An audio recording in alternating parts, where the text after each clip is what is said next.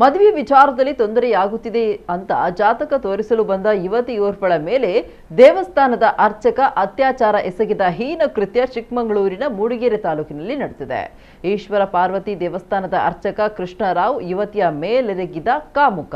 ಈತನ ಬಳಿ ದಲಿತ ಸಮುದಾಯದ 23 ವರ್ಷದ ಯುವತಿಯೊಬ್ಬಳು ಬಂದಿದ್ದು ಮದುವೆ ವಿಷಯದಲ್ಲಿ ತೊಂದರೆ ಆಗುತ್ತಿದೆ ಅಂತ ಅಳಲು ತೋಡಿಕೊಂಡಿದ್ದಾಳೆ. ಆಕೆಯ ಮುಗ್ಧತೆಯನ್ನ ಬಂಡವಾಳ ಮಾಡಿಕೊಂಡ ಕೃಷ್ಣರಾವ್ ಜಾತಕದಲ್ಲಿ ದೋಷ ಇದೆ ಅಂತ ಹೇಳಿ ಯುವತಿ ಮೇಲೆ ಹಲವು ಸಲ ಅತ್ಯಾಚಾರ ಮಾಡಿದ್ದಾನೆ.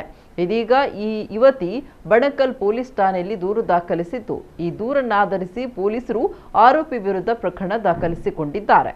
ಅದರ ಜೊತೆಗೆ ಅಟ್ರಾಸಿಟಿ ಕೇಸ್ ಕೂಡ ದಾಖಲಿಸಿಕೊಂಡಿದ್ದು ಆರೋಪಿಯನ್ನ ಬಂಧಿಸಿ ವಿಚಾರಣೆ ನಡೆಸುತ್ತಿದ್ದಾರೆ.